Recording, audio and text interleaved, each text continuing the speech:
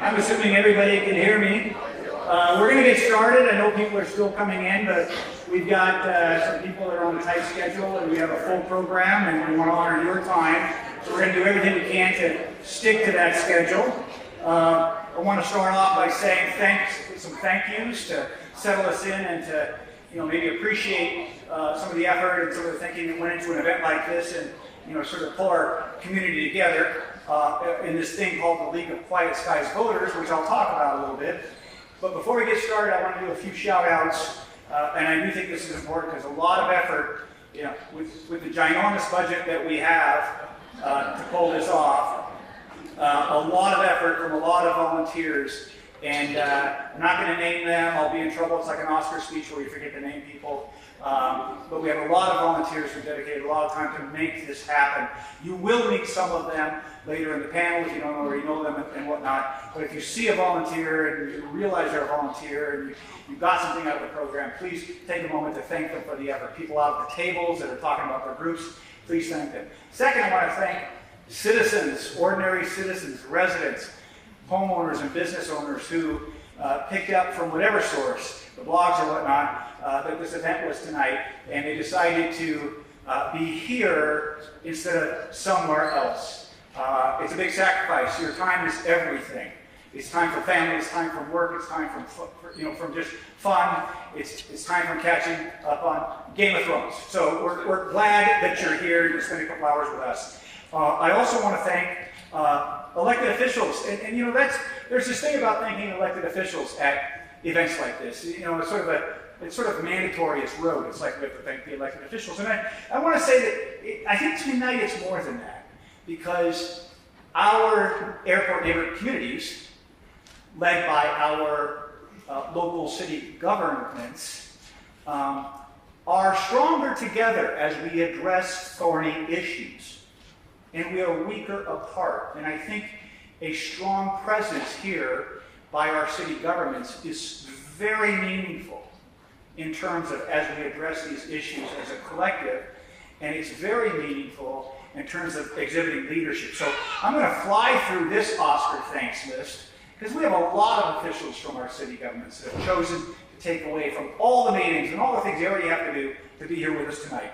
But I'm going to start with, and this is the list in the order handed to me, I'm going to start with the city of Des Moines. And I'm just going to run through this list. And when we're done, I would hope that we would applaud that we have this much support from our local government. City of Des Moines, we have the mayor, Matt Pina. We have Vic Pennington, our deputy mayor. We have the entire council, I believe. We have Rob Back, Louisa Banks, Tracy Buxton, Jeremy Nutting, and Matt Mahoney.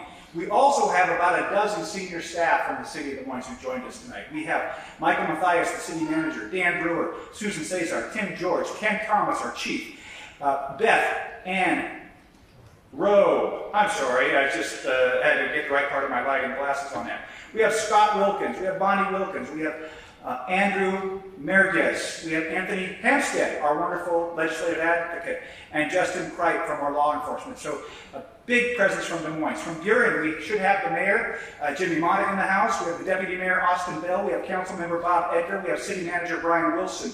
From Normandy Park, we have the mayor, Jonathan Chiquette. We have Mark Hoppin, the city manager. We have Ernest Thompson from the Planning Commission.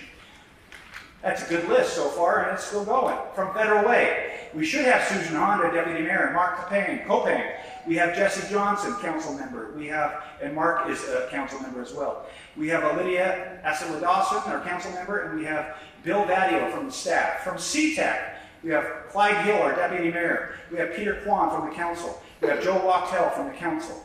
And we also have 4 Port of Seattle commissioners, which I'm delighted for that participation. We are, and I can't see and confirm, but these are the people who said they would be here in this whole list: Commissioner Courtney Gregoire, Ryan Calkins, Fred Feldman, and Peter Steinbrock. That is a nice turnout for an event on this subject matter. So we very much appreciate it. Yeah, let's give them a hand.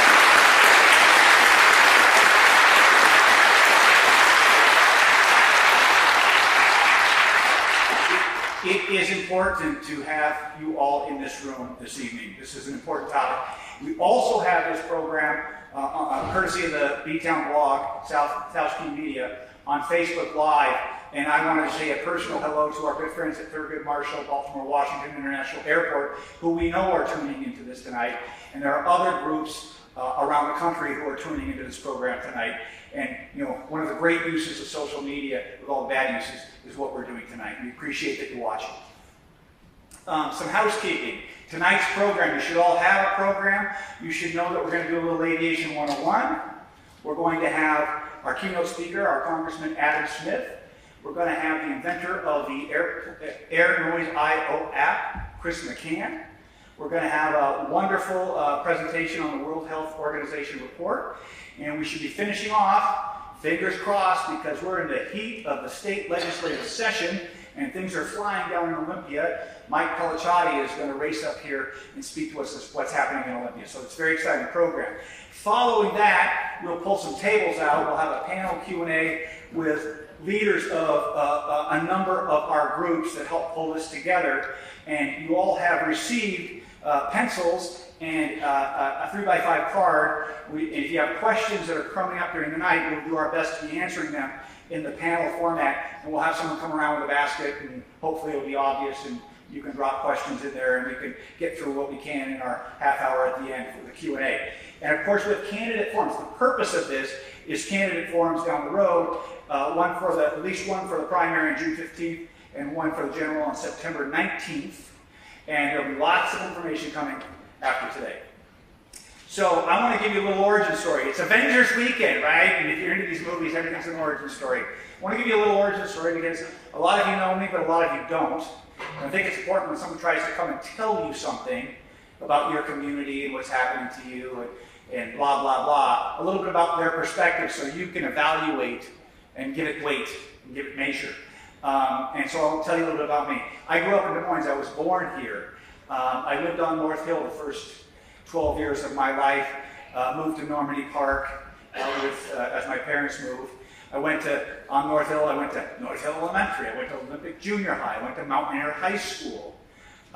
Still go to Southminster Presbyterian Church on North Hill.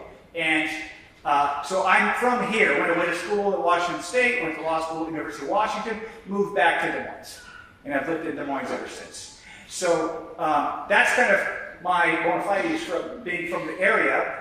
A couple things that are interesting and I think explain why I might be here in front of you. And one is, I call it my Superfund decade. As a lawyer, early in my career, I was a litigator. And in the 90s, there was a lot of enforcement of what we called Superfund sites. And these were the most polluted, toxic sites in the country, if not the world. And there was a lot of litigation about big companies and government, everybody swapping money about who was going to pay for it. Kind of an ugly thing. Lawyers made a lot of money. Some things got cleaned up.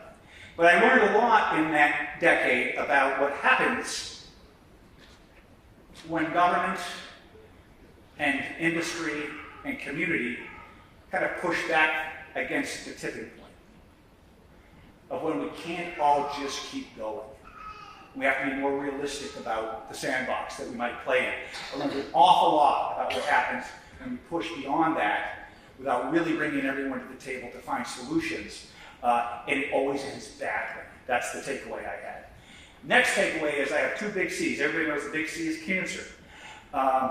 In 2010, I was diagnosed with Hodgkin's lymphoma.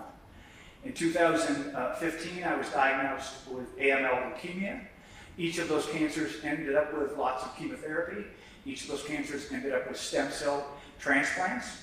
The last one, the AML leukemia stem cell transplant, was in 2016, and I spent 100 days up at Fred Hutchinson, because it's kind of you have to be there every day, and see how cancer care lies. And I came home after that 100 days, and my wife will tell you, one of the first things I said, after crying and being so happy to be home, and to have had a good experience, was where did all these airplanes come from?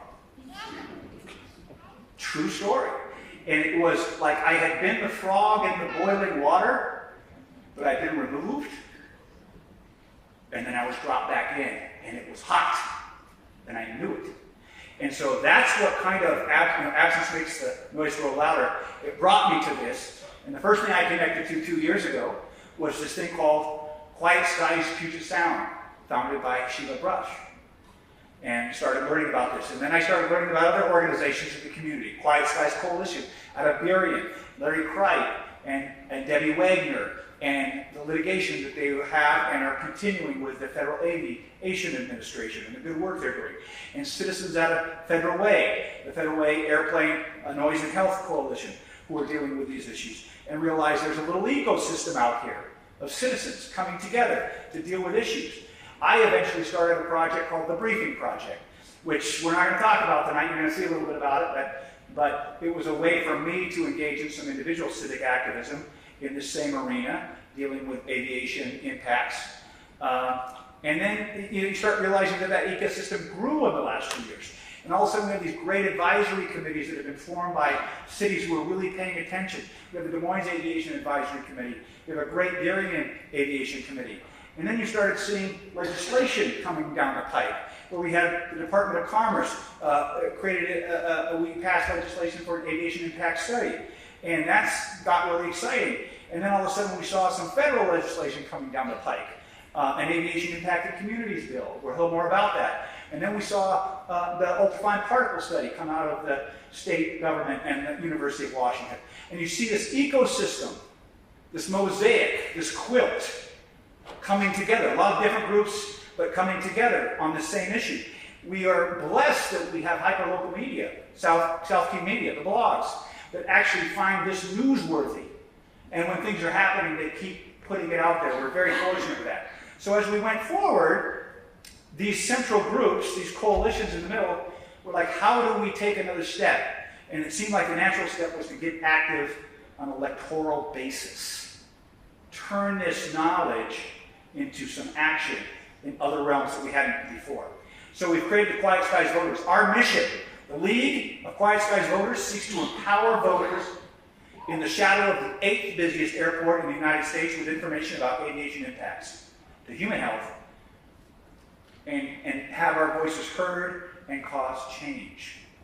We embrace the concept and the phrase quality of life. We don't run from it. We don't think it's too ambiguous or vague. Quality of life is why we're here in Puget Sound. It's why we live in these communities. It includes our health, it includes our environment, it includes our property values, our safety, our social, economic, and environmental justice concerns. Our goal is to elevate, key word, elevate in this election cycle, during which our port of Seattle is actively moving forward with expansion plans. We think it's critical to elevate aviation expansion to the front line of the election. We are independent. This league is nonpartisan.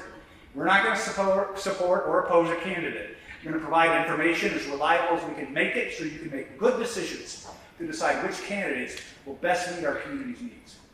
So my job is to do a quick Aviation 101. Usually goes on for an hour. Not going to go on for an hour. I'm going to give you a piece of it. If your communities want to hear the whole thing, we can arrange for that later.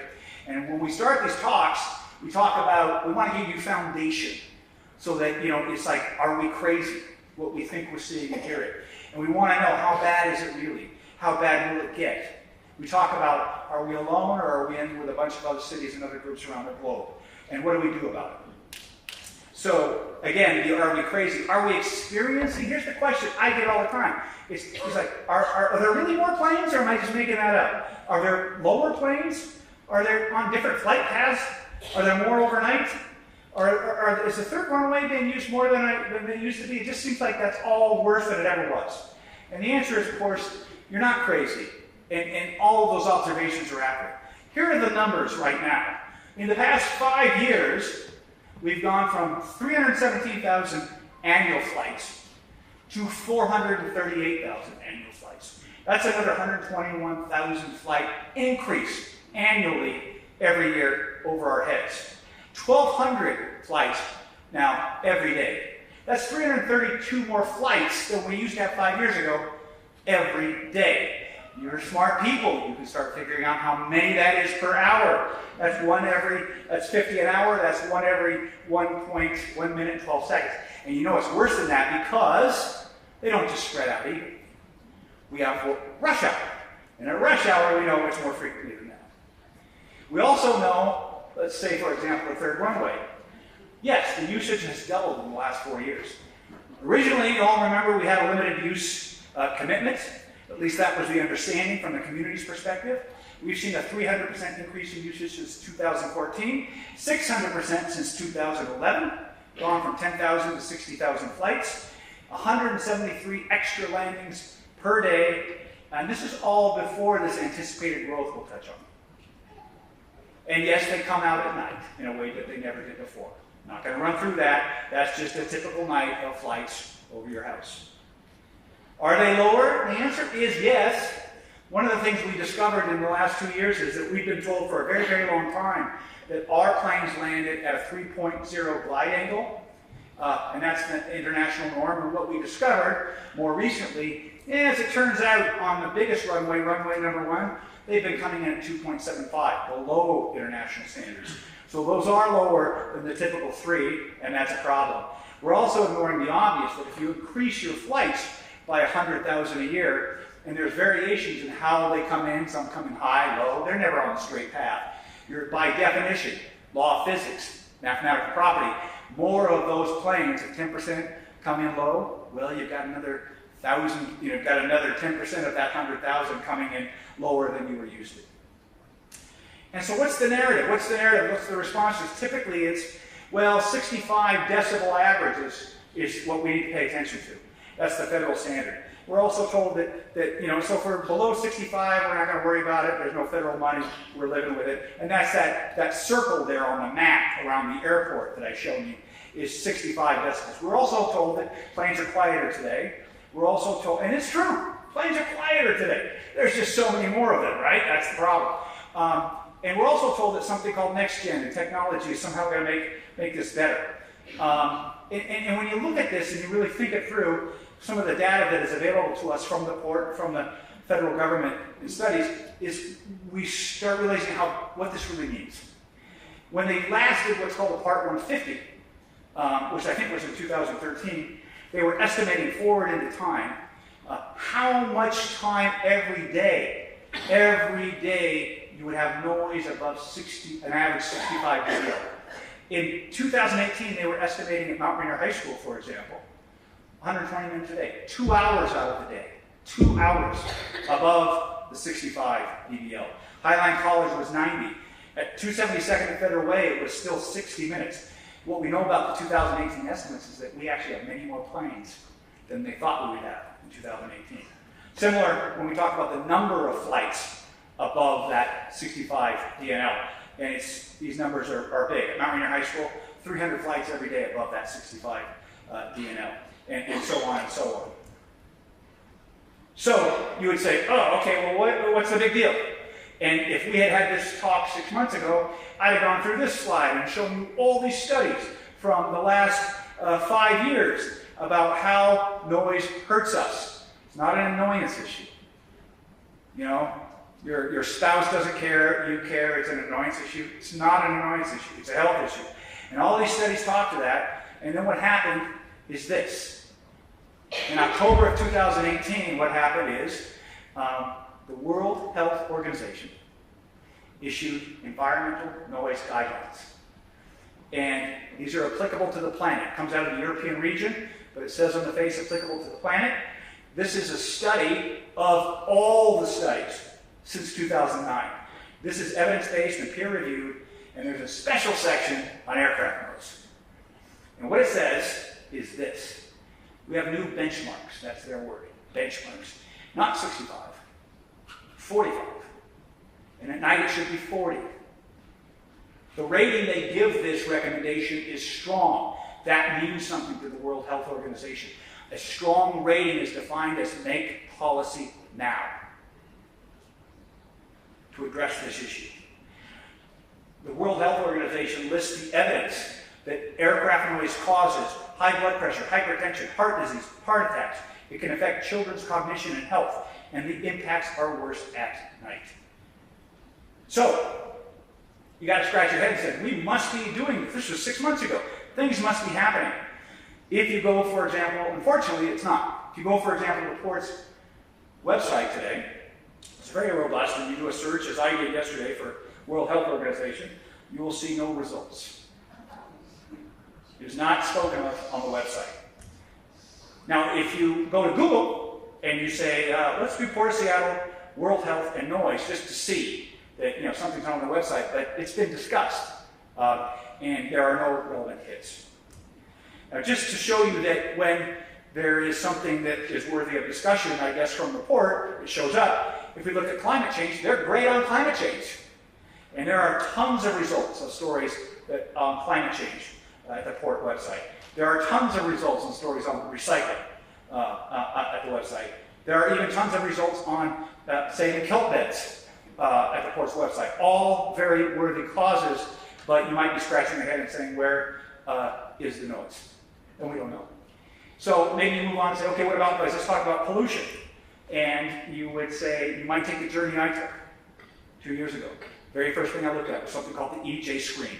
It's an EPA tool. It's online. You can go home tonight, Google EJ screen, pull it up, and do this yourself. And basically, it's the EPA's data collection of pollutants across the country and things that those pollutants we have concerns about, and actually rates any spot on the planet, any spot in the country that you put an X, it will tell you what your risk is on a percentile basis of something, right? So you want to be in the lower percent, you want to be like in the 50% or lower risk of cancer, or 50% or lower percentile risk of breathing issues, right? You want to be at 50% or lower would be better. You don't want to be high. So, for example, I did a talk in Des Moines, and we did Highline College, and I put a pin in Highline College. You probably can't see it, but it's a pin in Highline College on the map. We do the search, and oh, by the way, this is definitely takes into account the National Air Toxins Assessment data. So we're talking about air toxins, and they're specifically talking about the issues relating to airports being problematic. So they're wanting us to look at this. This is not diagnostic. It's to tell us, gee, there might be a problem. Let's take the next step. So what happens when we look at Highline College? When we look at Highline College, which you know is right under the flight path, Highline College pencils out at 95 to 100 percentile. Highest percentile in the nation, risk of cancer, and 95 to 100 percentile. Highest percentile in the nation, risk of respiratory hazard. I can bet you that if I had done the same pinpoint here, we'd have the same numbers. And if you decide to go outside the flight paths, you'll find those numbers start to drop. And you can draw some of your own conclusions about whether we should spend some more time studying pollution. So maybe you do that, and you go start studying pollution. You start looking for old studies. You can find old studies in the state of Washington, 10 years old, 20 years old, where we're talking about higher rates of all kinds of problems in the airport neighbor communities. And you can say, yeah, but those are old studies. Sure, they're good studies. And you can start looking at more recent studies, and you would find, yeah, we're still finding lots of associations with all kinds of health problems as a result of pollution. We can't prove causation, but we can sure look at association and say, we have this and we have that, and they're together, and they're in this location, and we should worry about it.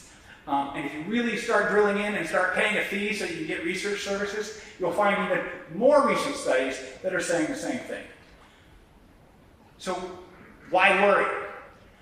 What are the big questions? The big questions we are asking is, what is that soot? Soot. What is that soot? What is that stuff deposited on our patios and our cars and our windowsills?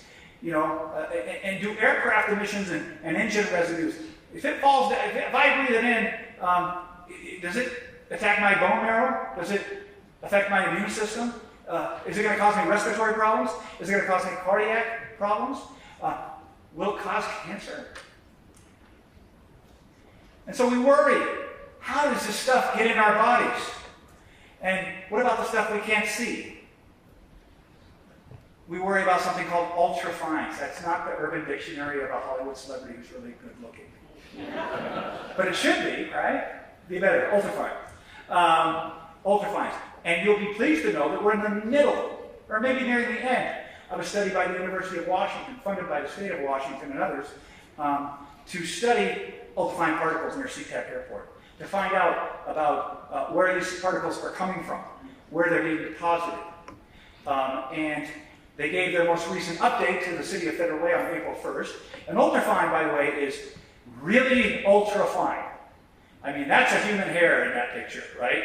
That's a fine piece of sand particle. Probably they recognize that as from like Redondo Beach in the south part of Des Moines. It's a really good looking piece of sand. Lots of those down there. But you have human hair, and then you realize how small, when you go into those smaller particle blow-ups, how small and then small and then small. Really, really tiny.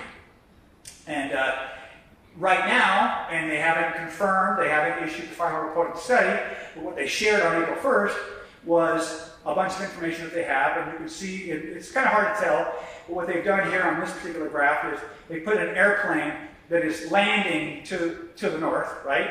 So the winds are coming from the north, and so that airplane is sitting right on top of the airport. And you can see behind that airplane all those little dots, and those little dots are reflecting data collection sites for ultrafines. And you can see the trail of ultrafines from that landing airplane. And to the right of it, and I'll go and blow it up a little bit here, to the right of it you can see where they're projecting what they refer to as a plume. Kind of a scary word whenever you hear plume. It makes you think of Aaron Brockovich, right? But a plume means sort of, where is this pattern? Where's this pattern coming from? What do we think and predict it might be? And obviously it doesn't take a lot to at least be concerned that ultrafines are in a plume beneath these flight paths, as illustrated in this report, which is yet to be confirmed, and we're excited to get to the end of it. So, how bad will it get? Well, this part is no mystery. We know. The 1-2 punch here right now is that we have what's called a Century Agenda. The Port of Seattle has a vision about our lives into the flight path, and they've published it. And second, they have something called the Sustainable Airport Master Plan, which is the device to implement at least phase 1 of the Century Agenda. In that Century Agenda, it will, how bad will it get? The current plan has remained triple cargo volume, double the number of international flights and destinations. Also, simply to state, for the next 25 years, handle all the region's aviation needs at sea-tac Airport. That adds up to approximately, by their numbers, at least 80,000 more flights above the flights that we already have. When you start putting that together, oh, by the way, if you read the Century Agenda, there's nothing in there about noise, human health, and what's going to happen to sustain the human species below the flight path. When you put all that together with the SAMP, the mechanic, the moonshot is up to almost 500,000 flights on an annual basis. 1,360 a day, 75 an hour, 1.3 every minute, adding a new 80,000. If you couple that last 5 years that I showed you with this new expansion, you're talking approximately 200,000 more flights. That's the size of San Diego International. It's roughly the size of Thurgood Marshall, Baltimore, Washington. It's really not just, oh, you're adding some flights. You're the Avengers. You're picking up the entire airport. You're lifting it, and you're moving it, and you're dropping it on top of sea-tac. That's the kind of growth we're looking at. So, there's lots of good news from the port. So it sounds like I'm bashing the port. Port and I tango on occasion. But I want to say there's good things happening. There's money being spent for assessing over the next 5 years issues that the communities need. They're going to put up to $2 million a year for those 5 years. We're getting an audit of historical mitigation expenditures. And obviously they're a tremendous economic engine. The port has lent its support to siting a new primary aviation airport. That's a big shift. You're going to hear more about that from Mike Pelliciotti. And it's those are good things. The questions that bounce back from those good things are, is minimum, but in doing those things, is minimum regulatory compliance, is sticking with 65 decibels, is that enough? Or is that balance still off? And are you making these things policy, or are they one-off gestures? And so we're still struggling with those questions. So this is where I usually talk about other things like federal legislation, community complaints across the country, and state legislation. But we have Adam Smith, Mike Pelliciotti, and Chris McCann, and they're going to cover that stuff, and it's going to be fantastic. I'm only going to finish up here with a couple quick notes about our wonderful state legislative delegation. Senator Kaiser, Senator Wilson, our representatives Orwell, Gregerson, Pelliciotti, and Reeves, and that covers both the 30th and the 33rd. They have been all over aviation issues the last several years. hero work, including this new airport siting. Imagine that 2 years ago. We're going to work on getting a new airport.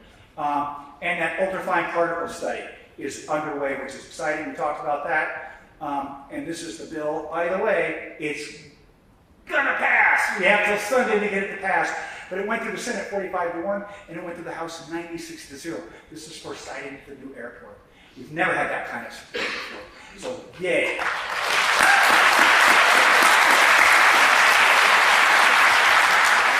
We have some lawsuits. Not going to go deep. I'm going to say 3 things about lawsuits. One is your city of Burien has done hero work in a very surgical strike to take on the FAA for a particular event happening out of sea-tac that will benefit all of us. And you'll probably hear more about that from Larry Cripe, who's been actively involved in supporting that litigation out of Burien. The key case across the country is something called the City of Phoenix. This is where an airport operator joined the team of the citizens, right? That's the team they chose. The citizens sued the FAA and said, too much frequency, too many flight procedure and path changes, not enough community involvement, and they won in the Federal Court of Appeals. State of Maryland recently chose the side of the citizens, the entire state. At Baltimore, Washington International, Thurgood Marshall, same thing, same issues, and that litigation is going on. So it can be done if we get on the same side of the ledger. So, what are we going to do? We're going to do the usual things that we always say citizens should do. Join your groups, call and complain, follow and join us on social media. Your words matter. Talk to your electeds, write to your electeds, face to face, demand your engagement. But tonight we have something special. We're going to finish with this. It's something called the Accords. You have them in your brochures. This is cool. This is 10 simple agreements in really big letters. Agreements between a local government and its citizens. These are a good tool for translating your knowledge, your new knowledge, into candidate assessments. And start off with some flowery language. You say, recognizing that sea-tac airports, neighbor communities have been and want to be proud hosts and partners, working, living, and playing in harmony and collaboration to support Seattle. Let me translate that for you. We want to work together, and we even want to like each other. And then it goes on to talk about human health and the environment in the airport neighbor communities remains unfairly burdened, et cetera, et cetera. I'll translate that for you. We have some problems. So you get into the Accords, I'm going to talk about one, just the first one. You can work this out on your own down the road. The first Accord, the health and welfare of humans and the environment is a paramount duty and precondition to increase frequency of aircraft operations. Let me translate that for you. First, do no harm.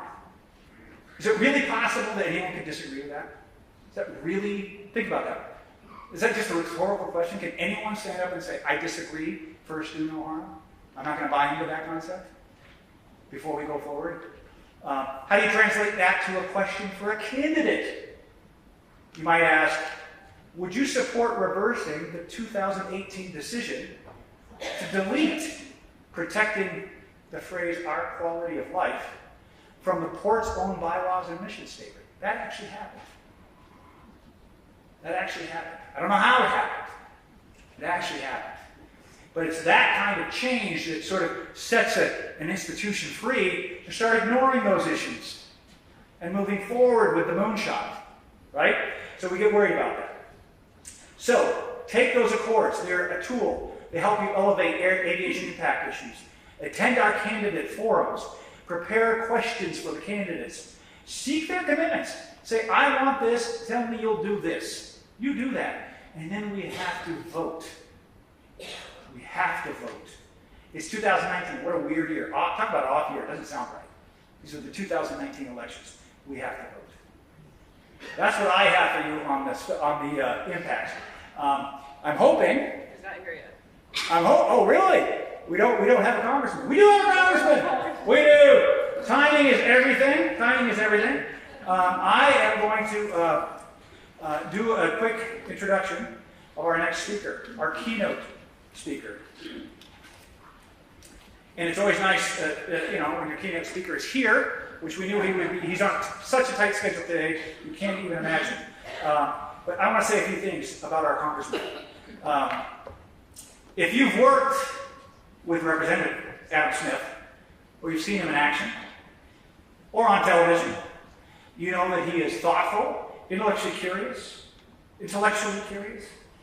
He appreciates complexity and embraces nuance. He brings a unique hybrid, which I love, a deep dive into the policy details, but with a very common sense approach to governance. He understands what it means to have a functioning representative democracy. He can see what is broken and work on how to fix it. We are fortunate, I think, that we have sent this Mr. Smith to Washington. I bet he's never heard that joke. I bet that's never been said before. But I appreciate the response. As you know, he is no peripheral player in our government. He serves as the chairman of the House Armed Services Committee. He is also a leader in the Quiet Skies Congressional Caucus, a group that elevates aviation noise and environmental issues to the forefront of their legislative agendas.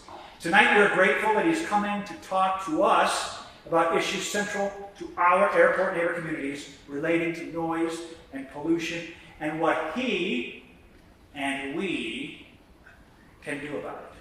And he probably has some news. So please join me in a very warm welcome for Congressman Adam Smith.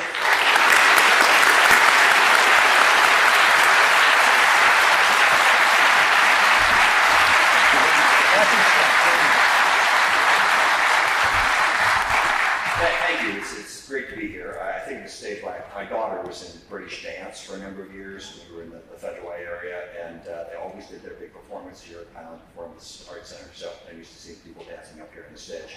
Of course, I went to Tye High School, so I know this area really, really well. First thing I want to do is I want to thank you all for your leadership and organization.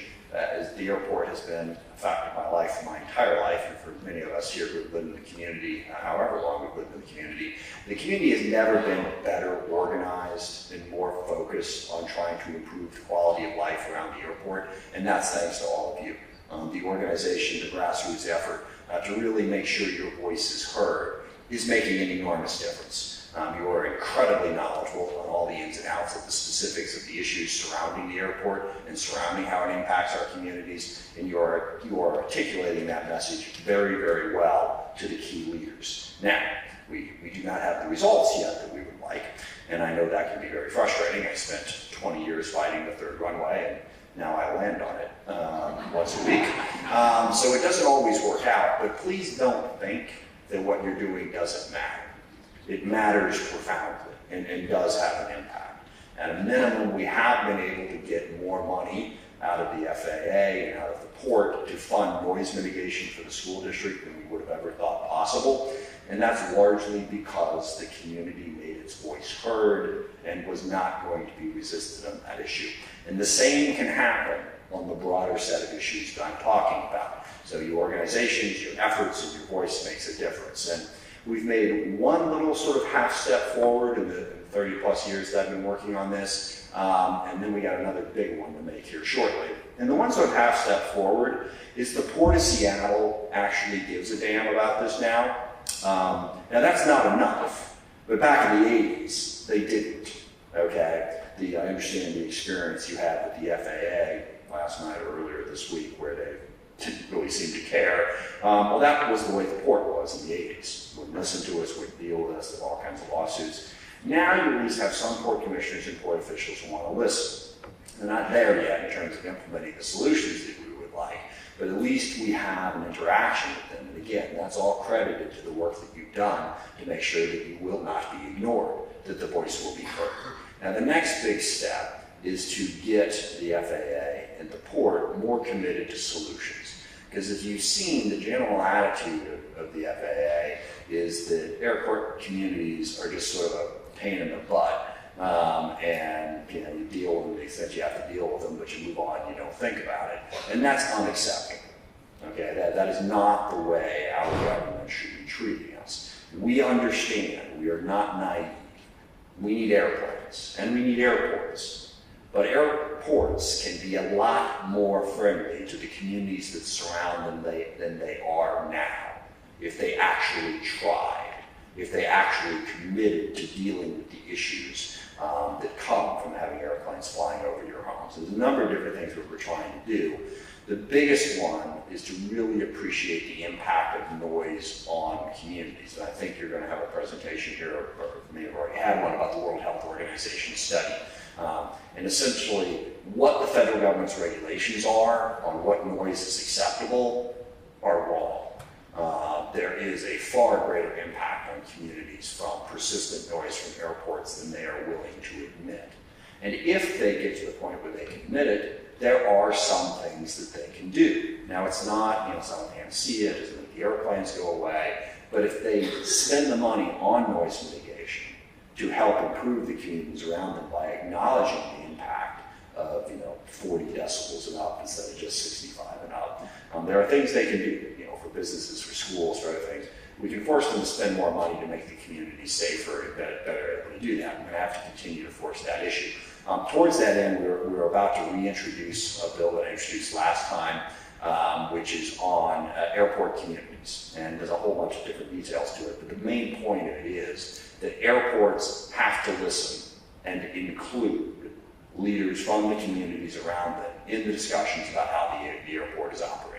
That they cannot ignore you. They have to form councils, bring people in so that voice is heard. So if there are some things that can be done, we will at least be heard and have the opportunity to force that. And we put some stuff from the FAA reauthorizing bill last year that sort of nudged us in that direction. We want to move a little bit further. Now, all of that is process, okay? We want to go from process to actual solutions. And I think there are opportunities there. If we can really get the federal government to acknowledge the impact of noise and also to acknowledge the impact of pollution, that's another bill we introduced last week, to get an actual study on the impact of fine particulate matters on airport communities as the airplanes fly over it, burning the fuel and it comes drifting down on us, what is the impact on the health of the community? So we can acknowledge that. And then we talk about what are some of the solutions. Well, as you know, we've been fighting with the FAA for a long, long time to make their flight patterns less impactful on where people live. There's a number of different ways to do that. One is to change the flight patterns so that you're flying over less populated areas, which they have been reluctant to do, and reluctant, frankly, to give straight answers as to why. The general answer basically is, no, we can't do that. Okay, but why? We just can't. And I understand the idea that I'd actually said, it's too complicated for you to understand. I've had people say that to me a lot of times over the years. I was in the story, I was working on a juvenile justice bill, and we were advocating something that the judges thought was absolutely ludicrous. The guy was saying to me, and I kept asking him, okay, well, why? I said, look, it's just really complicated. And I said, actually, I'm smarter than I look. Why don't you give it a try, and we'll see if it makes sense. So we're going to push them on that. Because I think that solution should be available. And then the other issue is how frequently they take off and land, how closely they are connected, and the angle that they come in at. The more quickly they get lowered, the more impactful that is. Can we change that? So there's a lot of different pieces there that we can do, and we need them to embrace the idea that this is something they need to care about. And I want to be realistic about this. I don't want to overpromise on what we can deliver. But the situation we're in right now is they're not even seeing the problem. They're not even willing to acknowledge the depth of the problem. And I believe if they were, there are things that we could do to lessen the impact. But they have to embrace the idea that that's something that needs to happen first. And then the larger issue is, can we reduce the number of planes? And that's really the biggest thing that we could do. And I think there are options for doing that. Beginning with the curfew concept of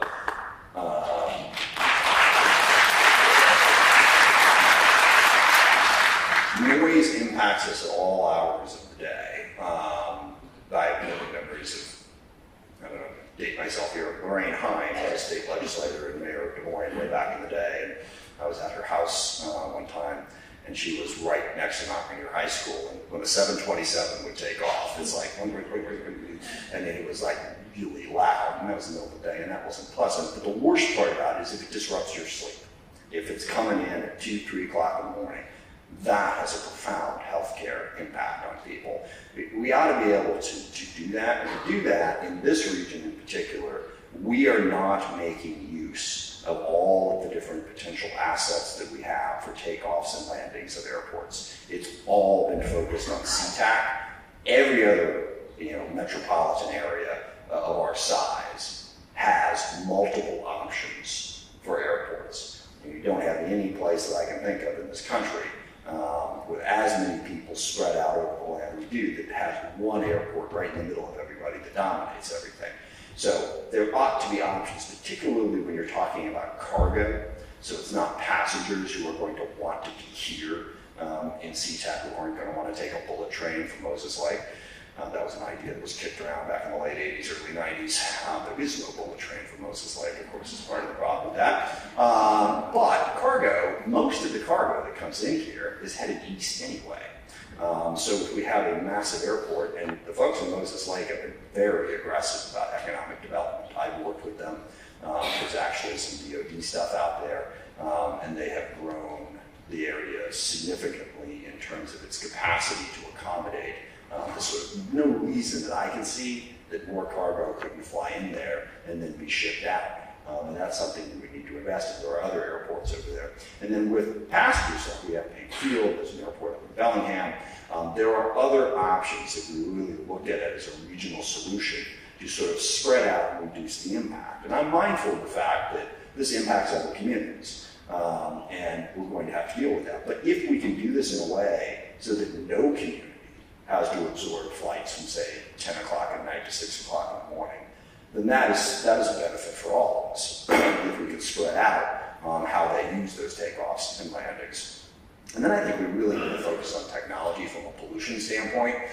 I'm sure some of you have heard about the controversy surrounding the Green New Deal. It's a largely misunderstood thing. The Green New Deal is a very simple concept, and that is that fossil fuels are killing us. So why don't we figure out how to build an economy that doesn't require them? We have the technology, I believe. We have the ability to invest and learn and grow from that. But in terms of the pollution coming out of airplanes, they are now developing electric airplanes. They don't work like Priuses. They don't actually turn off the engine in the middle of it. But there's technology, and a staggering number of the people who travel out of sea-tac are only going a couple hundred miles away from sea-tac. A lot of the flights are private, and so these are planes that could fly that. They're quieter, non-polluting. We can develop that technology and invest in it. We can also invest in trains. Now, U.S. infrastructure is way behind a number of China numbers, notably, but you think of Europe and Asia and what they've done with high-speed trains and high-speed rail, all of that is less impactful on the community, and we can make those investments in an infrastructure package out of Congress that can really reduce the impact. Also, planes can in fact fly on biofuels, which are less polluting. We have to make the investment in developing those biofuels. It's a volume problem. It's not that the planes can't fly on them, it's that we don't have the volume of biofuels to do the work that needs to be done. But the Green New Deal idea is to make investments in those types of technologies so we can get off of it. Also, given the pollution caused by airplanes and the impact of it, we structure our lives so we don't have to travel as much. And this is primarily a business thing. I'm not talking about hitting people individually and saying, no, you can't go to Europe. You're allowed one trip every 10 years. No. It's in business, do you have to make that trip? Or, teleconferencing is amazing now. There's a whole bunch of options to reduce the amount of time that you spend traveling. We should encourage businesses to do that. It saves them money and it's a definite benefit. But it all comes back to acknowledging the problem. I think there's a ton of solutions. There's a number of different things that go. They're not easy. Airline travel is important and difficult.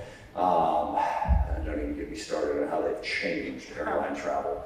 Riding in the back of a 737 on a 5.5-hour flight, that ought to be illegal, believe me. Because I'm not a particularly big guy. There is no room back there. You're like being sort of cow being shipped across country in the back of a truck. That's unrelated to what we're focused on here. But we can change it. But it all stems from the fact that just like we had at the Port of Seattle, which was really frustrating back when we should have addressed this issue in the 80s and 90s by looking at other regional options. And I was there when the legislature did a study, let's try to find another location for a separate airport, and they came back and said, nah, it's got to be sea-tac.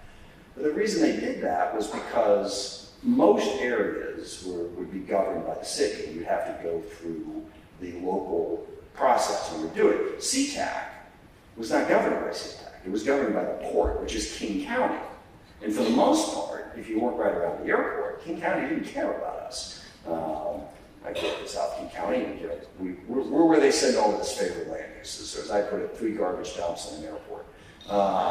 That's what they did to us. And the Port of Seattle, the ones who were going to decide, they were getting elected based on what they were doing downtown Seattle. We didn't have control over them, so they went the path of least resistance instead of embracing the idea that we need a regional airport. So we got to get their attention, we got to get the state's attention, and we got to get the FAA's attention.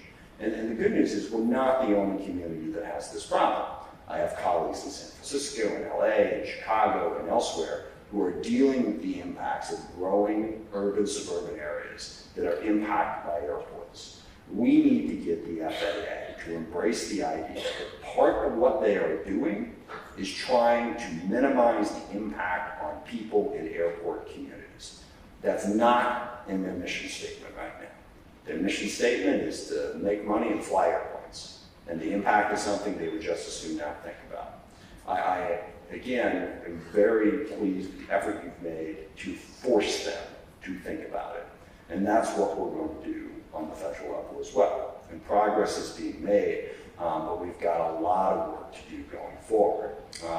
Finally, I want to say is you have a terrific team here of elected officials, both city, state legislators who are absolutely committed to this. And so whatever idea you have, whether it's a statement, we need to be creative. If you come up with an idea that may seem crazy, don't worry about it, talk to us. Maybe it's something that can help us reduce the number of airplanes, that can change the flight pattern, that can reduce the impact.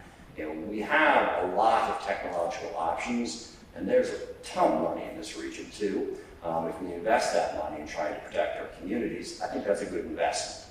So we need to come up with the ideas to reduce the impact on the people who live here. So I'm absolutely committed to this issue. The airport has been a central fact of my life, literally from when I was born. I tell people I was adopted. I was born in Washington, D.C., so when I was 10 days old, I flew into sea-tac. I landed in sea-tac when I was 10 days old, and that's where my father worked for 32 years, and now I have 3.4 million miles on United Airlines flying back and forth to Washington, D.C. So, I'm sorry, I shouldn't get back to tell one quick joke. My father worked for United for a long years, and United has gone through some tough times. And just say at the outset, I'm very sympathetic to the people who work there, having gone through 2 bankruptcies. They've lost their pensions, they've lost their pay. It's not a pleasant place to be. But I had a sister-in-law who was a flight attendant for United Airlines for 8 years. And she had a great saying. At United, their unofficial slogan is, "We're not happy until you're not happy." And having flown them for so long, I'm like, now that makes sense. So we have a lot more work to do, but we are so much further than where we were 10 or 15 or 20 years ago, or even 5 years ago, thanks to you. Thanks to organizing and bringing these issues to people's attention. I think we should really, really use that World Health Organization study to say this is the impact you're having. You have an obligation to reduce that impact by any means that are available to us. And that is what I'm committed to working on for you. So keep in touch with us, keep doing what you're doing, keep telling me what you need, and we will do our best to try and help move this forward, because this is where I grew up, the people I represent, and has a huge impact on my constituents. I want to try to lessen that impact as much as possible. Thank you for the chance to address you. I look forward to hearing you.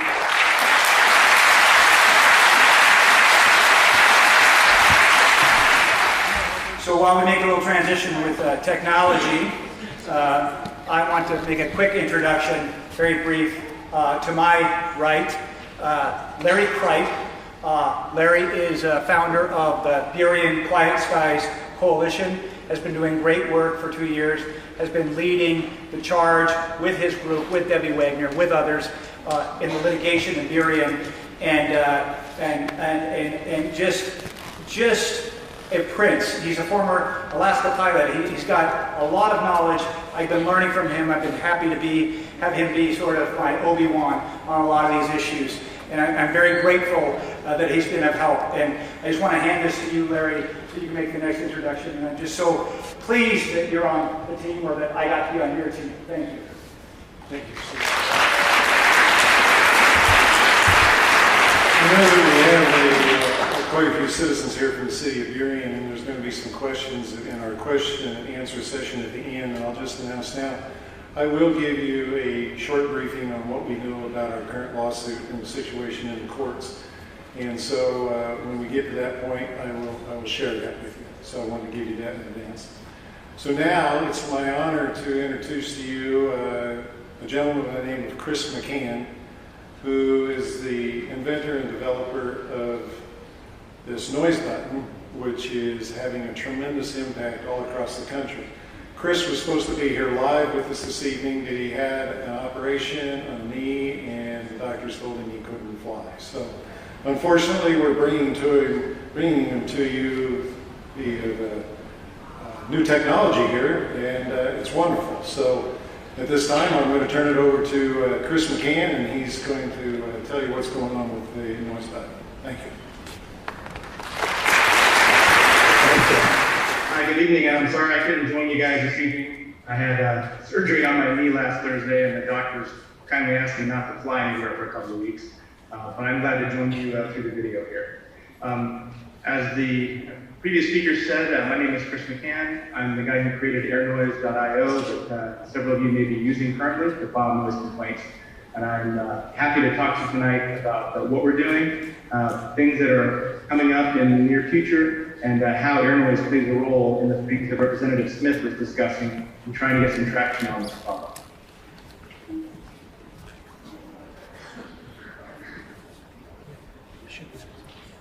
Hope if I hit the right button. All right. Just by way of background, I have a little bit of flying experience. I was a test pilot in the Air Force. I served for over 20 years. My last duty was as a test pilot in the U-2. I've got a lot of combat time flying the U-2 over various inhospitable places around the world. So I know airplanes well, and I certainly love airplanes. But now I decided to take an orthogonal path when I retired from the Air Force about 10 years ago. I'm a software developer consultant for a local consulting company here in La Jolla, California. This air noise thing I do is completely on the side. It's basically my second job, just because there's a need for it, and I really enjoy the work that I do on it. But this is really by way of introducing myself, so you know I have a background in flying, as well as software, which I brought the two together to create air noise. But I do want to make a couple quick disclaimers. First, I am not anti-airplane or anti-airline or anti-growth or anti-airport. I love flying, and I'm sure like the rest of you, I'm in favor of having safe and efficient, convenient travel available to me to go to the places I want to go. I don't think there are many folks who would disagree with that statement. But again, as Representative Smith mentioned, quality of life is not something that should be removed from charters of public organizations who are impacting people's lives.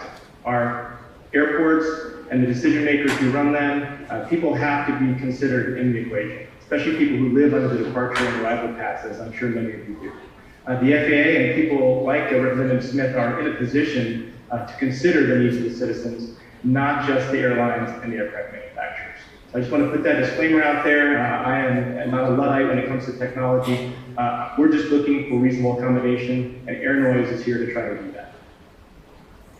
So people often ask me why air noise. I live in La Jolla. We don't necessarily have an airport noise problem where I live. We're about 12 miles from the airport. But I started noticing in the fall of 2016 that my neighbors started to complain about all the airport noise.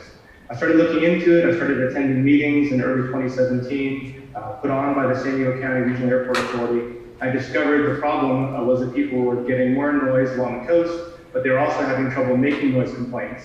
And the airport authority was having trouble getting actionable information from people. They would receive a lot of emails that said, there was a loud airplane over my house last night, which really isn't much that they could do about that. As I got more involved in this, I realized a lot of the problems people were describing were being caused by the FAA's Next-Gen Airspace Modernization Project, which has some very admirable goals, but the way it's being applied is putting most of the burden on a small group of people. And that's when I really got keyed into this.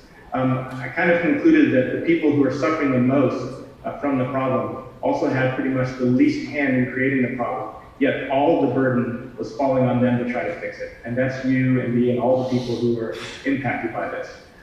So with, like most good criminals, there was motive, there was opportunity here, and that's where Air Noise was born. And the idea was simply to make it easier for people to file noise complaints, to not make it a burden on their daily life, and also for the people receiving the data, the Port Authority, the Airport Authority, provide them actionable, detailed data so they can try to fix the problem. It's not about complaining, it's about solving the problem. So what are we trying to do at Air Noise? This just came out of a local need. It was more of a necessity as a mother of invention thing. I had no intention of growing this, of it taking off, of anybody else using it but my neighbors and friends in San Diego. But it turns out there is a need all over the place. And what we do is create an independent record of noise complaints. When you file a noise complaint through Air Noise, all the data that's collected about the airplane, its route of flight, the time, the date, the altitude, how close it was to you, all that information is stored in our servers. Also, we submit those noise complaints to the public authority, whether it's the Airport Authority, or in your case, the Port of Seattle. We submit those complaints into the public record. Because they're submitted into the public record, and because we have a duplicate copy of those complaints, we can verify that the Airport Authority is receiving all the complaints that people are filing, and that they're actually doing something with that data. Since we put the data in the public record, it allows us to engage our elected officials, and I'm very excited to see you guys having your congressman show up, because this is a key factor to getting traction and solutions to this problem. Once it becomes public record, it becomes subject to freedom of information requests and public records requests. There's no disputing that the information about the complaints and the impact these flight paths are having is collected, because it's public agencies that are collecting the data. So we give them the data, and we keep a copy so we can verify it, and now we can point at those records and say, look, thousands upon thousands of complaints are being filed. There is a problem that needs to be addressed here. The other point of this was to raise awareness and engagement in communities all over the place. I started it here, but within a few weeks of it starting, I was getting emails from people in Boston who read something about it in Facebook. That's how the people in Seattle came to find me. There's a need all over the place, even in other countries, Canada, the UK, these other places have reached out as well. It's not a uniquely American problem, but we did start trying to solve it here.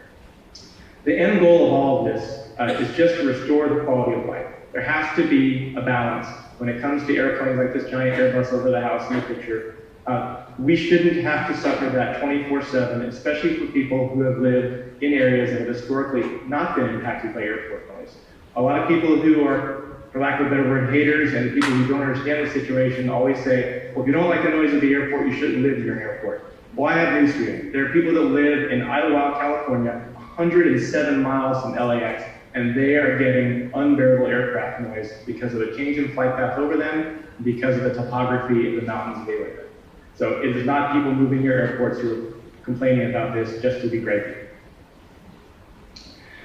Another question people always ask is it working? I had someone email me this week. She said, I've been filing complaints and I don't see any changes to my neighborhood. I checked on her account and she's been on for 2.5 weeks and had filed 15 complaints. I am glad that she sees air noise as having so much impact that we could do something that quickly, but that's just not how it works. NextGen took nearly 2 decades to design and implement, and it's not going to take us a month or a week or even a year to change it. And we're not trying to change it. We're not trying to scrap NextGen. We're trying to get reasonable accommodation for the people who are negatively impacted when they could have done an actual environmental impact study and alleviated a lot of these problems. Where is it working? Well, here in San Diego, because of the noise complaints that were generated, about 99% of them through air noise, La Jolla and some other communities now have voting seats on the Airport Noise Advisory Council. We also motivated the Airport Authority here to fund multiple studies at the area around the airport and inside the 65 decibel level and outside to try to make some accommodations and suggestions to the FAA to change flight procedures. The people in Lake Arrowhead who moved miles away from the city center of LA to get peace and quiet had the FAA move an arrival to Ontario, which is used almost exclusively by FedEx and UPS in the middle of the night, over their neighborhoods. And since they're already at 6,000 feet elevation in the mountains, these airplanes are barely 3,000 feet above their heads. Because they had detailed data they could share with the FAA and a lot of people filing complaints, the FAA is now in talks with them to do something. The Port Authority in New York, New Jersey, as well as Congressman Swazi, are also engaging, mostly because of the efforts of people on the island. And the city of Culver City near LA decided to join a lawsuit with their citizens because they had lots of data to point out the problem, including the details of the airplanes and why they were impacting people who weren't impacted previously. We also get lots of reactions by airport authorities across the country. I'm happy to say now, if complaints are going into an airport authority system from air noise, if they decide to make a change to that complaint system that they think might interrupt the flow of complaints, they are now reaching out to me proactively. In fact, the Los Angeles World Airports just did that for LAX and for the Van Nuys Airport about 2 weeks ago. So I think they're recognizing that people now have a tool at their disposal, a tool to prove that they're being bothered by this problem. They're not just cranky people who have nothing better to do. They're people with children and lives and jobs, and they're just trying to get some redress from their government. But because people now have a mechanism for being heard that doesn't cost them hours of their time, airport authorities around the country are having to actually deal with these people, hear their complaints, and seek some solutions. So I do feel we're having a positive impact. It's not happening as fast as anybody would like, but it's definitely happening. So just before I got onto this call, here's a stat. There have been 2.2 million complaints filed through air noise just in the last 24 months. We're up to around 12 to 13,000 every day, and we have 42 airports nationwide now. And some of those are new, and I'll go over that in a minute. One of the things I was asked before joining the call was if I could explain some of the new things that are in air noise, and I'm more than happy to do that. One of the issues that I've noticed as I've been involved with this problem is that airport authorities, as soon as the raw complaint numbers start to increase, they try to change the numbers. There's an old saying, any fool can lie with statistics. Well, the port authority, or should say the airport authority down here, did that. When the complaint numbers skyrocketed by a factor of 10, they changed how they reported the complaint numbers for the first time in 12 years. They started reporting unique households complaining each month instead of the number of complaints. Part of the problem is engaging our neighbors and our friends in this activity. Some of us are a little more ardent about it, a little more motivated for change. Some folks are bothered by it, but not bothered sufficiently to do something. So Quiet Circle is something I came up with that allows your neighbors who live very close to you within a quarter mile, that when you file a complaint, up to about 15 times a month, they'll get an email that says, hey, Chris filed a noise complaint on this jet. Would you like to also file one if you were bothered by that airplane? All they have to do is hit reply to the email and send, and the system automatically files a noise complaint for them. The assumption is they live close to you, they're impacted by the same noise. If they heard it, if it bothered them, if it woke them up as well, then they are more than welcome to file a noise complaint. It's free to them, it's free to you. The idea is simply to expand the circle of engagement, and we're looking for quiet, hence the name Quiet Circle. If you sign up for Quiet Circle, you'll see something like this. You can invite your neighbors to come join you. You can see if they're filing complaints. It's super easy for your neighbors to opt out. Again, there's no cost to do this, but if they want to not be involved with it anymore, they can opt out and you can't really invite them back in. Try to find the lightest touch possible because people are sometimes really hard to motivate. Another thing that I've added that just went in live yesterday is a new support system. We've added a special service called Intercom to Air Noise, and you'll see on any page of Air Noise when you're logged in a little blue circle with kind of a smiley face in the bottom. This is a way to better engage people if they're having trouble filing complaints, have questions about how the system works. I was basically spending almost all of my free time answering support requests, trying to help people, instead of adding the cool features that I think will help us move this issue forward and make it easier for people to do so. So if you see that little blue icon at the bottom and you click it, a pop-up will come up and it'll allow you to start a conversation with me or one of the other folks I have helping me with this. We'll get back to you as soon as we can. This way I won't lose track of somebody who's having a problem in the flurry of email that comes in every single day. So you'll see that. The other part of this is there's going to be a new help center that comes out of Intercom as well, with articles on how to set up your button, how to troubleshoot things, if you have questions in general about how it works, what altitude is shown, for example, on a complaint, why do airplanes not get found sometimes. All of these questions are going to be answered in articles that we're loading into the system now. All right, another thing we've added is called any aircraft search. It took me a while, and I apologize that I had a blind spot for this. As an airplane guy who can detect and identify airplanes almost sight unseen by the noise they make, I thought surely anyone who hears an airplane over their head will know whether it's a commercial jet or a helicopter or something else. Turns out that's not the case. especially late at night, if it's dark, if it's cloudy. So we have added a system now called Any Aircraft Search, which adds a little icon to the dashboard page where you file complaints from the website, which if you click that button, it will look for any kind of airplane near you. And if it finds one, it will file the complaint on whatever type it finds. You don't have to know that it was a Southwest jet or a police helicopter or your neighbor with his old Cessna. It will find any airplane near you that's broadcast to EDSB or that can be found in FlightAware. So that's on there now. If you have a button and you single click it, that will also trigger an any aircraft search. And I know it almost sounds like anti-aircraft, and I don't mean that, it's any aircraft. I got actually a call from the Seattle Port Authority probably 9 months ago asking a question about the altitudes that were being reported in the complaints. The altitudes come from the airplane's ADSB broadcast. It's a digital broadcast from the aircraft. I thought I was using the correct altitude for a long time. I had another user recently complain that he had sent his information to the JFK folks, and they did a line-by-line comparison of the altitudes in air noise, the altitude they had in their radar traces, and they showed a discrepancy of a couple hundred feet. I did some more research, and I found there is another altitude that could be used that is actually much closer to the altitude that's supported by the FAA, so I've included that now, and that's a change I just made. So what's next for air noise? Soon you will be able to automatically have your complaints sent to the FAA Ombudsman's office, or anyone else, frankly, by email. So the FAA is going to get them directly. You'll be able to send the complaints, digest of your complaints to your member of Congress. Sorry, Representative Smith, you're still there, but these will be coming through the Communicating with Congress system. And these are all opt-in, they don't happen automatically. You'll be able to simultaneously detect and complain on multiple aircraft. So if you live off the end of the runway, between the runways, this will pick up multiple airplanes one at a time. Also, we're looking at a new button that is rechargeable, is cellular, instead of Wi-Fi based, and GPS aware. I'm in early discussions with the people to make those. Realize that having to buy a new button every time the battery dies is a pain. That's just the way Amazon made them, but we're working on that as well. What's new for Seattle? I know my time is getting short, so let me go through these quickly. How about we add some new airports to Seattle? How about we add Payne Field? How about we add Renton? How about we add Going Field? All three of these are currently in test. As soon as I'm satisfied the system is working well with them, we will add those three, so it'll be a total of 4 in Seattle. You'll be able to report to all 4 simultaneously. So if you file a complaint, the airplane is in or out of Going Field, that's where the complaint will go. If it can't figure it out, it'll send it to sea-tac. Also, sea-tac reached out to me recently and asked if I could integrate their Symphony Public View system. I am considering that. There are other cities that Air Noise integrates with, including Boston, that use the same system. The one downside of using this system is it requires a login in their system in order for your complaints to be submitted.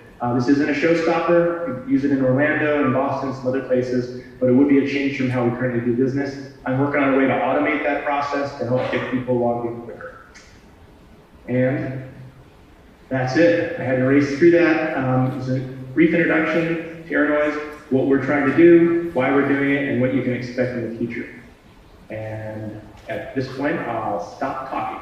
It is now time to hear a state legislative update. And if I didn't mention this before, it is not a good time for our state legislators to drive all the way up here from Olympia to talk to us because they're in the heart of it. It's all happening now, and it's going to happen through Sunday. But we're so appreciative that, and we actually did a twofer, as I understand it. I think this is correct. We have our representative from the 33rd District, Mike Melichai, is going to come talk to us. We also may have, if I understand, Tina Orwell, who drove up from Olympia to talk to us, and they may be coming up together. So if they are in the house now, this would be the time. Otherwise, we'd love to listen to me talk some more. So hopefully, here they come up in the way. You know, I had a chance. My name is Mike Pelliciotti. I represent the 30th Legislative District, which includes Federal Way in the southern part of Des Moines. And I'm thrilled that Representative Tina Orwell, who many of you know as well, who represents the 33rd Legislative District, is joining us as well. But, you know, I don't think we've had a full opportunity to give a round of applause to Steve Edmonston.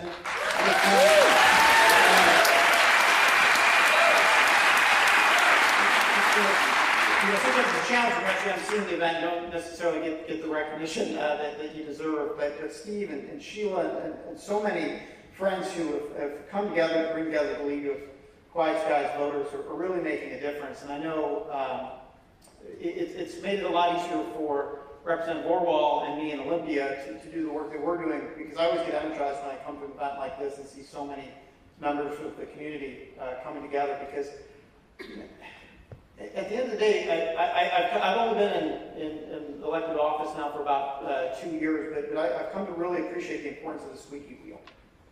And really, people coming together and uniting around particular issues is where we start seeing the change that we want to see. And you know, what I think would be helpful is we kind of talk a little bit about what's going on in Olympia right now, some of the things we've been working on, and actually a quick update just from today and some of the good work that Representative Orwell's doing. You heard from some of the presentations earlier, there is, to be sure, a more limited role that the state government has in this. Obviously, the Port of Seattle is intimately involved in these issues, as you heard, and obviously, as you heard from Congressman Smith, the FAA and the federal government has most of the regulatory scheme. But one of the things is always frustrating to me about government can sometimes be it's not me go talk to that part of government, or go to the port, you need to talk to the state, or go talk to the state, you need to talk to the federal government. And one of the things that I'm committed to doing when we address these issues is making sure that there are no roadblocks within the state government for bringing about the type of reforms that we need to see done. And one of the big things is the need for expansion of airplane traffic to areas outside of our community. And we heard a little bit from Congressman Smith when he was talking about the desire to move things to Grant County for cargo traffic, for example, moving things to Painfield for more commercial traffic. But I'd love to hear from Representative Orwell, who's been really leading the charge of trying to make sure that we lead at the state level to start getting airplane traffic outside of our area. Representative Orwell. Well, it's such an honor to be Give here. her a round of applause. I need to thank the good gentleman from the 30th. He has been amazing to work with and team up on these issues, as well as Senator Kaiser and Representative Mia Gregerson. And we really are a team. And I also want to say, just to re-emphasize, I can't say thank you enough to Steve and Sheila and all the community leaders here, because it really is a partnership and we couldn't do it without you. So thank you again. So one of the updates we have, and it's actually an update that actually has an update from this afternoon, is we've been working on siting another commercial airport in our state. And this is really important to start the process because, as you can imagine, it'll take years to get another one up and running. But there's some really good news. And again, I have to, Senator Kaiser has the Senate bill and I had the House bill, and we've teamed up in conference to actually find the right language. But here's the good news. We're not alone. There's other legislators from Moses Lake that are incredibly interested in having another commercial airport potentially sited in their community. So we really teamed up with them this session. And so this afternoon we were also meeting with Senator Sedana and the representatives from Moses Lake, and we came to agreed language on this committee that's going to pick 3 sites and eventually be reduced down to 1 site of where we could see a second commercial airport. So this is a big step, and it's nice to see not only are we moving a bill, but we're moving it in partnership with other parts of the state. So I think it's a good start, and hopefully we'll have the final votes on that tomorrow, and that'll be on its way to the governor soon.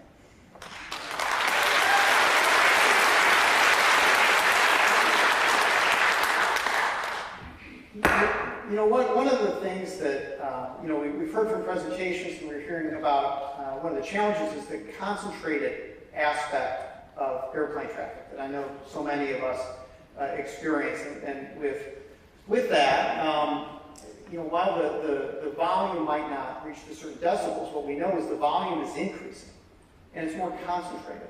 And so one of the things that to me has been a really inherent injustice is when those airplane routes have been essentially concentrated over certain routes. Well, sure, that affects fewer people, but for the people it affects us in a much greater way. And so one of the things that I've been trying to do is make sure, again, that there are no limitations in state law to make sure that those of us who are affected by airplane traffic and the volume of airplane traffic, that there are no legal limitations in place. And part of that has been introducing a bill to make it so that we can expand the mitigation zone so that when, what is my hope is nationally there's a recognition of addressing issues related to decibel noise so that the current contour in which the FAA determines mitigation can ultimately be expanded. And when that happens, I want to make sure there are no limitations in place related to state mitigation requirements that won't allow for the full amount of mitigation to be provided. And that's one of the things that I continue to work on. We've passed in the House this bill that Representative Orwell and I co-sponsored in the House. We passed that out of the House with, I think it was about 55 votes out of the House of 98 votes. Got it through the Senate Local Government Committee. It's currently on the floor of the State Senate. And if we don't get that passed this year, that's certainly something I want to continue to push forward. But pushing forward is really the key, and making sure we're continuing to make sure that these issues are addressed. And that, like I said, any limitations, all that exist within state law are being addressed. But one of the things that Representative Orwell has really been working on is making sure that the impact is actually being correctly quantified. And so that when there has been studies done elsewhere, that we're doing our own independent studies at the state level to identify that. I don't know if you want to talk about that. Yeah, absolutely. One of the things I'm going to say is, on the two studies I'm going to talk about, we really partnered with our cities, and I know a lot of our city folks are here. Can you stand up? Can we acknowledge you for your work?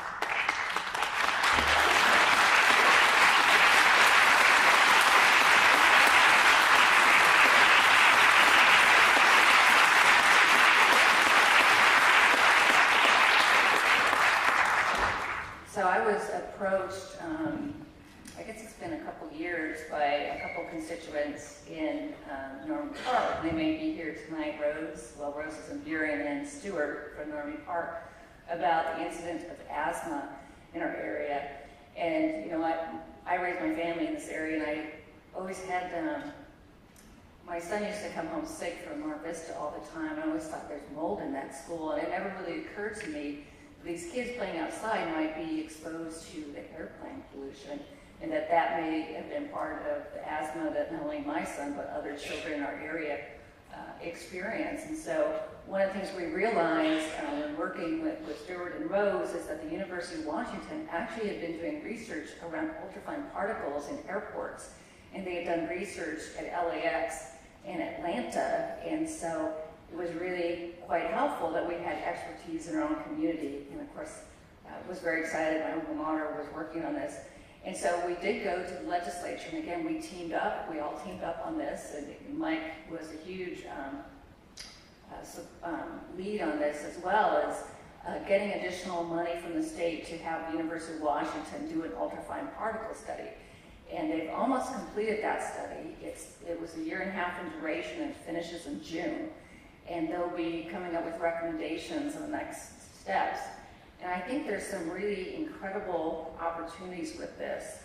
I think noise has an enormous impact, but I think pollution does too. And really understanding these ultrafine particles, which aren't regulated by the FAA or the EPA, but are so easily absorbed into our bodies. And again, we heard in that earlier movie about inflammation diseases, and again, these may be another trigger for those type of diseases. So one of the things we've done, and I think it's in the Senate budget, and I hope it'll be in the final one, is to start getting money for the Department of Health to really start looking at health conditions around the airport, as we have the footprint that the University of Washington is doing around the levels of ultrafine particles. And so they also will be coming out with a full report in June, and we'll be able to move forward next session on those recommendations. The other study that is going on right now is, and again, the cities were big contributors on this. They teamed up with the state to look at an airport impact, and that's looking at noise, environment, a whole array of things that impact our communities having a major airport. And so they're just in the process. I don't know if there's anyone here from Commerce. I think they had opened up to hire a consultant. They had one apply, and they're just trying to finalize that. So again, we'll have a lot more information gathered. But to me, it's not just about gathering information. It's about what are the next steps, right? We want to know what actually could be taken. Ultrafine, do we need the use of biofuels? Do we need different filtration systems in our homes? what do we need to be doing? And so the hope of all these studies is they're going to give us marching orders, and we'll probably need to, again, partner with our cities and the state and the federal to move forward. And so, we'll stop at that because I know we want to stay on schedule, but I want to thank Steve for the opportunity for us to join you. And one of the things that, again, energizes me is just so many people coming together as we continue to work on these issues. So please give all of yourselves a round of applause. Thank you so much. Yes, I told you I would give you a quick update. And first of all, our relationship with the city council and our city manager and our city attorney could not be working better than it is. They've kept us well informed and kept us in the loop and allowed us to even participate in the writing and maybe not the writing, but input into the briefs as they're being written. The latest thing is the 2 rounds of briefs that are submitted to the court in the Ninth Circuit in San Francisco have been submitted, and because of the federal government being closed, they got behind, and there's an extension asked by the FAA, and the last rounds of briefs by them will be submitted by the court probably in maybe the next month or 2. We're not sure. There's no firm date yet. After that is done, the clerks at the Ninth Circuit Court will put the project together, and our court date, we are told as of 2 days ago, could be even 4 to 6 months down the road. So it's not going to be anything that's going to be happening quickly, but I will tell you we are in good hands. We've done a fabulous job. We never know what the outcome is going to be, but we're diligent, we're on top of it, our city is on top of it, and as Steve told you earlier, the outcome of this can impact our entire community in Puget Sound. And so we will continue to keep you updated, and so now we can start answering questions. Thank you very much. In the meantime, while we're waiting for questions, I have one. You'll regret staying 10 minutes. No. The bill that you talked about, Representative Pellicciati, about the extension of this ability of the Port of Seattle to expend funds all the way to the southern boundary of Federal Way so we can sweep in a much larger group of citizens into mitigation. Understand that a lot of things have to happen even if the bill passes before we get there, but it sort of lays this groundwork. It seems like there's still this conceptual issue, and it was discussed a lot tonight, about leaving 65 DNL behind as old science and understanding that mitigation is required at 45. You saw 45 or 40. I think the community has a struggle right now trying to figure out how to get everybody on the same page. That's something that we could shoot for. And I don't know if you just have any thoughts. I mean, we're here as voters trying to figure out what should we do? How do we advocate? How do we push buttons better? Not just the air noise complaint button, but to really get that to be the centerpiece of the conversation. Yeah, look, I mean, I think that a lot of the challenges, and we heard this from the presentation earlier from Chris McCann, a lot of the issues that we're having with NextGen related to a lot of the way traffic's being redirected is not necessarily unique to our area. And so part of kind of the longer term view that I guess I have related to is I truly believe that what's happening here is also happening in other parts around the country. And I am optimistic that what we'll see, as you were mentioning as voters, what we'll see in congressional elections is a greater awareness by congressional candidates as to the importance of this issue. So what you'll have, hopefully in a bipartisan way, is you'll have folks who are representing areas that are affected by airplane traffic. And then it's no longer going to be one of 15 or 20 issues that's important, but it's going to be a top issue that I think we'll see in a bipartisan way. And so part of my hope is that pressure is going to take place in Congress and ultimately take place with the FAA to really revisit the way a lot of these calculations have been done. And that's part of why I've been working at the state level to make sure that the legal frameworks and mitigation zones are in place so that if there is an expansion of a lot of these issues at the federal level, that we are well prepared as a community to respond to them. Pending questions arriving. I'm going to throw one down to Debbie Wagner at the end. Debbie, you've been actively involved, I believe, on the ultrafine particle Noise Study Committee. You've been a member of that, right? On the advisory panel. Thank you to Tina Orwell, who recommended that I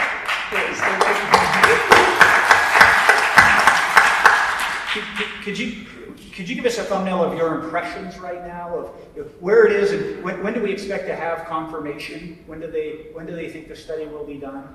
And given what we already know, are we safe in saying anything, or where do you think we are right now?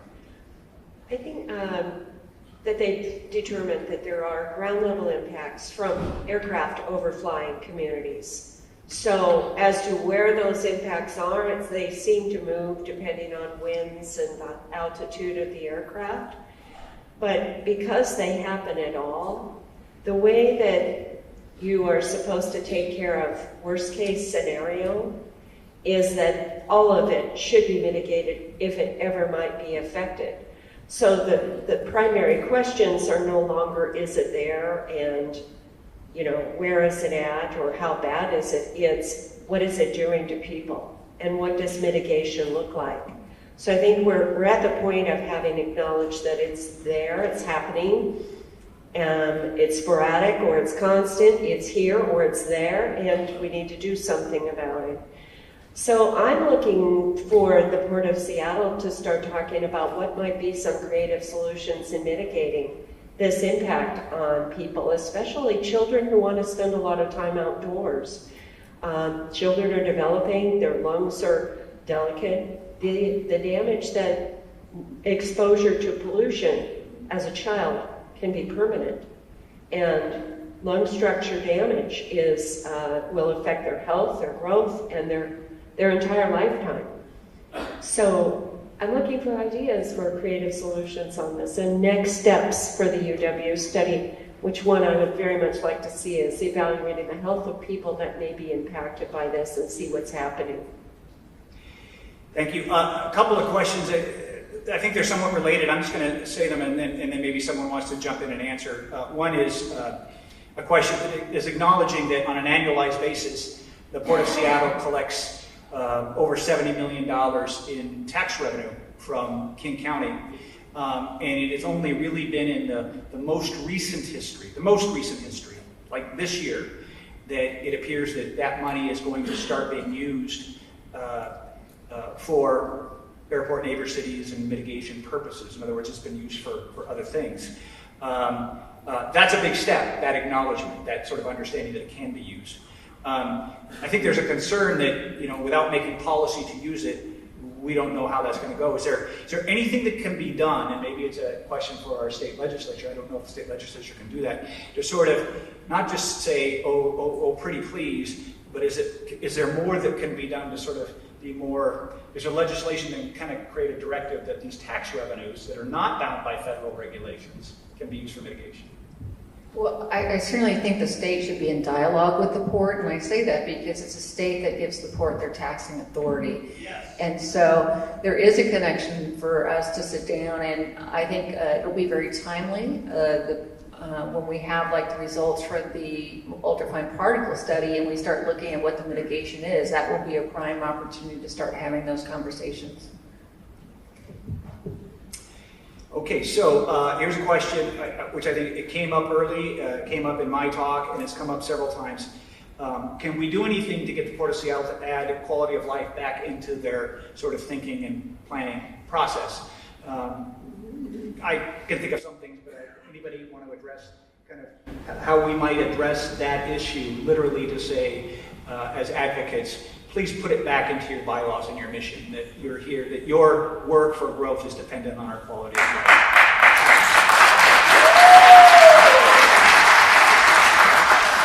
I'm going to take that because at recent Port Commissioner meetings, they're quite dumbfounded that it's not even there. I don't even think they realized it was taken out. So they're here, they're listening, and I believe, it is my belief and trust in the Port Commissioners, that they will add it back in.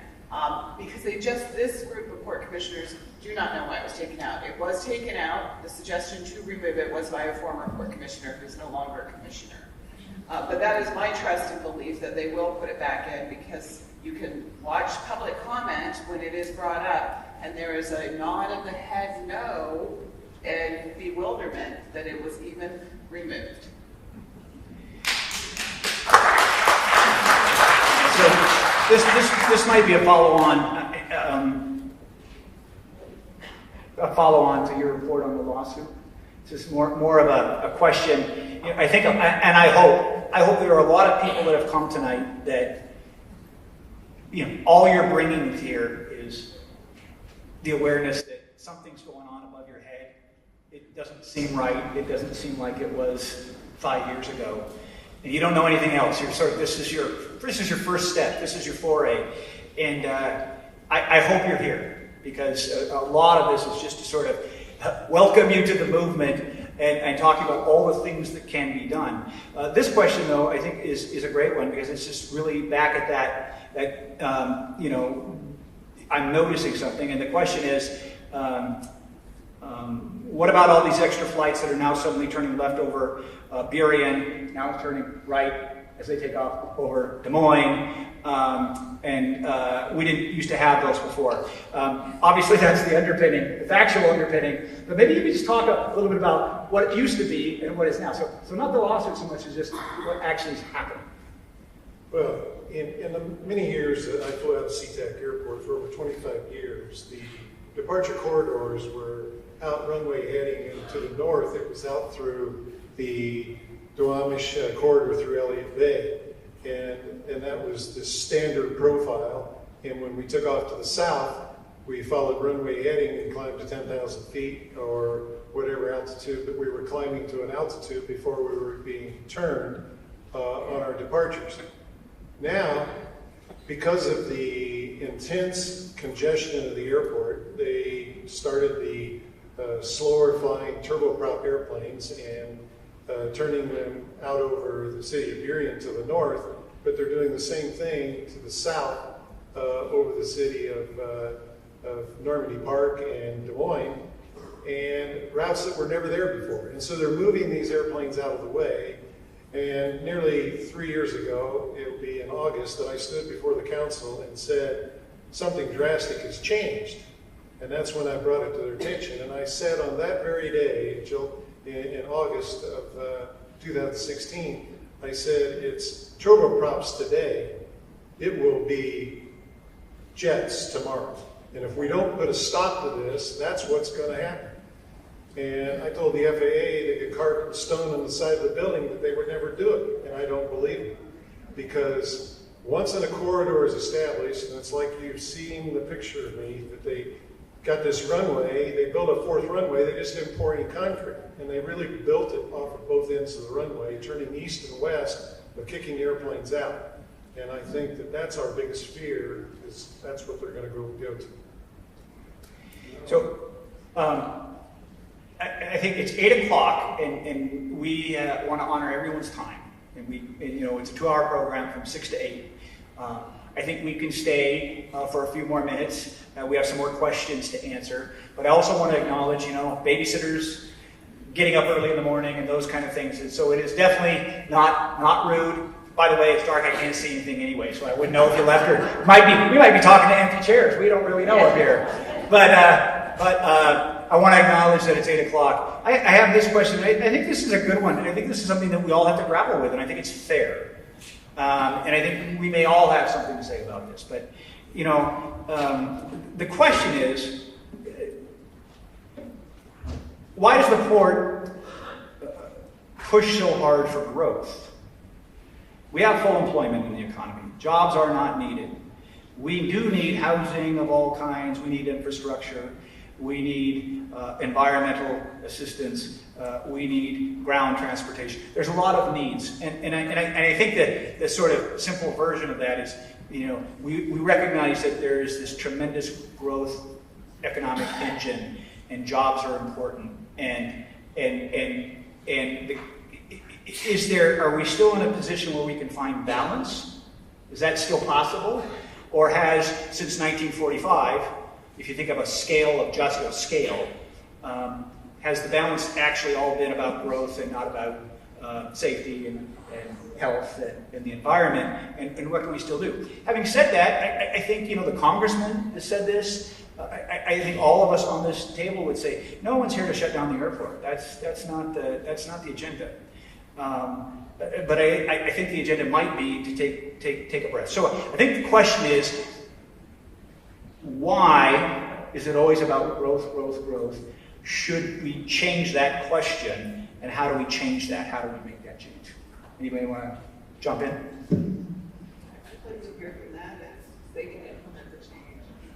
There you go. Well, look, 10 minutes you didn't want to stay. no, this is great. Look, I think, again, this is why this is so important that we not only come together for this, but that the cities are present, because the mission for the various entities that have a lot of influence in this area are not necessarily focused on the impact of that growth. And what I mean by that is, well, the FAA, they're focused on safety, right? They're trying to find no, hold on a second. They're finding the paths for different flights and different things like that. They're not thinking about the impact of noise impact or other issues like that. Port of Seattle, well, like any economic port institute, they're focused on the economic growth and the economic development that they are doing. And we've talked about the importance of making sure that the community voices are heard that are affected, so that we can temper the impact that's taking place. Because unless there is a response from the community, from elected officials that represent the area, and like I go back to what I was saying, that squeaky wheel approach, unless that is taking place, the other driving factors will be leading the direction that things go. And so that's why it's so important that we focus on the issues, in my mind, both in terms of mitigation, but also in terms of being voices to our elected representatives in Congress, and ultimately directing them to make sure they're communicating to the FAA as to the impact that's taking place. Because, and part of that's also the litigation that's taking place as well. Because the systems aren't set up in a way to allow for the community voices to be heard as to the negative impacts that are coming from that economic growth. And I think this is important. So that the community, that's part of the reason why you see the community coming together on this issue, because there isn't necessarily the mechanism to take place or to see the change otherwise. And so I think, obviously, we're starting to recognize where there's progress to be made, but it's coming more organically, both from the community, from the cities, from litigation, and then ultimately where we can at the state level to make sure that the laws are consistent with community needs. And I think that was really well said. And I do think that when you look at the state perspective, yes, the state's worried about economic growth, but they're also worried about the health and safety of everyone in the state, and trying to balance those things. One of the things that we looked at early on was the community agreements. A lot of areas in the country, like Orange County and Denver, had these community agreements that didn't allow for night flights and other things, and somehow we were never grandfathered into that. But again, trying to see what are those opportunities, through the meetings we're having with the port and with the cities and with the federal level to kind of create those for our community, because I think that's the buffer we need around the health of all of us. So I'll just pitch in, and I've been asking questions. I'll pitch in at least an observation on the subject. Is I think also it's important as we look at sort of this balance, this notion that it's important to have growth and jobs in our economy. And we all agree with that. But we also have to look and be realistic about what the numbers really are. I mean, if you live in the city of sea-tac, and I don't know what their number is, but the economic benefit to the city of sea-tac, which surrounds the airport, is phenomenal. It's a huge number. I can't remember what it is, but it would blow your mind. But if you go to the city of Des Moines, kind of the canary in the coal mine, remember we saw the slide with the plume, what appeared to be, if predicted, a plume of these soot deposits, these ultrafine particles. There are 30,000 citizens in the city of Des Moines. And if we're looking at a trade-off, a balance, an economic benefit, according to the Port of Seattle's last economic benefit study, 721 residents in the city of Des Moines had a port-related job. So now those jobs may be supporting a family, So it's more than 721 people, and any economist would tell you there's a multiplier, and so it's a little bit more than that. But I think we have to be realistic when we start to say that untethered growth is fine because we need this in our economy, when the real numbers are we have 29,000 and change citizens who are all burdened by aviation overflights, and a very, very small number of citizens who are receiving that economic benefit. It seems to me, this is personal, not speaking for any organization, so far out of whack that this notion of balance is probably the worst argument the port would ever want to bring up in public. Because if we look at the real numbers outside of the city of sea-tac. Okay. Go ahead. So we're not going to have time to reply to all your questions, but I sincerely thank you for your questions. And some of them were written directly to Congressman Adam Smith, and we will make sure that we forward them to his office so that they can reply properly. But we also have a website, and it is the League of Quiet Skies Voters.org, and we abbreviated it to www.LOQSB.org. And we will put in your questions, and we will respond. Your questions mean that much to us, and I appreciate you sticking around to hear us. It's really weird not being able to see you. I can hear you. And are you going to do another question? But we have a stack of the podium we're not going to get to. We're not going to get to. Why don't we do this? Why don't we honor everybody's time? I'm sure that as we break down, if people want to come and ask questions, I know that we'll be sticking around for a while. We can do it that way. I'm sure they won't throw us out of here in the next 15 minutes. Larry, do you want to say something? One last thing before I let you go, and this is always a hard thing to talk about, but when it talks to, somebody wanted to know why we collect money. Well, the money is to pay for printing costs and all the little costs that just add up over time, and we appreciate any and all donations that are given. We're fully accountable, and we pass out envelopes. You can send money in that way. It goes to the PO box we collected, or on your way out. But any money that you contribute is just highly appreciated, and we thank you very much. So I'm going to adjourn this meeting of the League of Quiet Skies Voters formally.